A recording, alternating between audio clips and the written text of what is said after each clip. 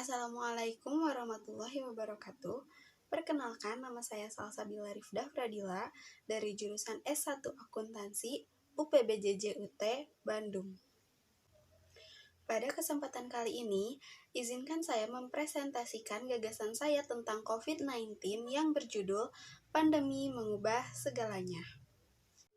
Yang terhormat Bapak Alwa Akbar Ilma selaku tutor pada Tuton dan teman-teman yang saya banggakan. Puji dan syukur marilah kita panjatkan kehadirat Allah Subhanahu wa Ta'ala yang telah memberikan kita kesempatan untuk dapat berdiskusi pada tutorial keempat kali ini. Sholawat serta salam semoga terlimpah curahkan kepada Nabi besar kita Muhammad SAW. Seperti yang sudah kita ketahui bersama-sama, COVID-19 adalah sebuah virus yang disebabkan oleh virus SARS-CoV-2. Virus yang ditemukan pada akhir 2019 ini berasal dari suatu daerah yang ada di negara China, yaitu Wuhan, yang kemudian menyebar ke negara-negara lain. Sebagian besar orang yang terpapar oleh virus ini merasakan gejala-gejala dari ringan hingga gejala yang sedang. Biasanya, orang yang terpapar virus COVID-19 merasakan demam, sakit kepala, flu, batuk, sakit tenggorokan, hingga kehilangan kemampuan untuk merasa atau mencium bau. Di Indonesia sendiri, tercatat total kasus dari COVID-19 ini mencapai 6,5 juta kasus dan 159.000 kematian sampai saat ini.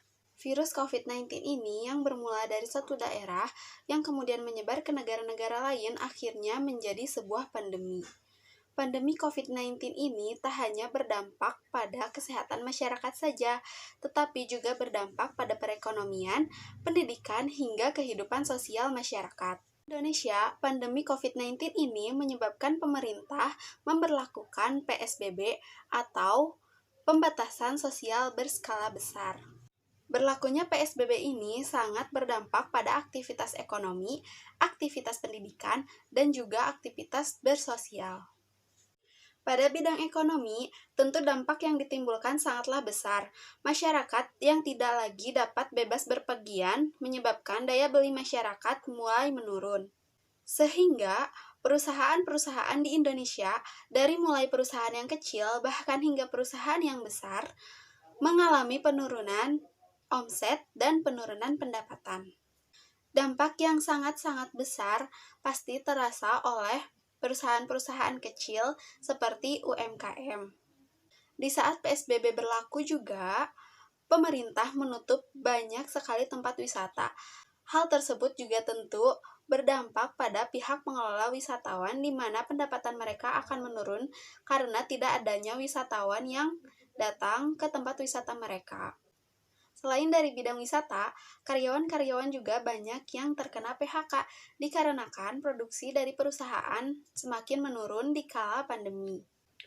Sedangkan pada bidang pendidikan yang dapat kita rasakan adalah para siswa yang dirumahkan. Kegiatan pembelajaran pun terpaksa harus dilakukan secara daring atau online. Hal tersebut tentu menyulitkan para siswa dalam belajar karena sebelumnya tidak ada pembelajaran yang secara daring. Pada bidang sosial, tentu sangat terasa karena PSBB membuat kita dibatasi kegiatan sosialnya. Seperti harus jaga jarak, dilarang bersentuhan atau bersalaman, tidak boleh berkerumun, dan lain-lain. Kehidupan sosial juga menjadi lebih banyak dilakukan secara online atau daring. Perubahan-perubahan yang dirasakan saat pandemi adalah menurunnya ekonomi negara, meningkatnya pengangguran dan kemiskinan, terhambatnya proses pendidikan, perubahan perilaku masyarakat, dan kesadaran tentang kesehatan kian meningkat. Perubahan akibat pandemi juga terjadi di kehidupan masing-masing orang. Tak sedikit yang kehilangan keluarga akibat terpapar COVID-19. Hal ini tentu berpengaruh untuk kehidupan orang tersebut.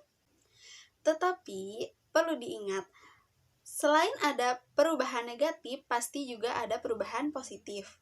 Perubahan positif yang dapat diambil yaitu seperti meningkatnya kesadaran di masyarakat tentang kesehatan, meningkatnya teknologi informasi, munculnya banyak sekali inovasi-inovasi terbaru.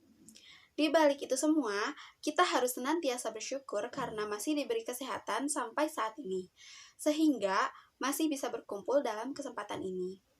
Mari kita sama-sama berdoa agar pandemi ini cepat berakhir. Amin ya robbal alamin. Sekian presentasi saya mengenai COVID-19. Mohon maaf apabila ada kekurangan dan salah dalam penyajian informasi. Terima kasih. Assalamualaikum warahmatullahi wabarakatuh.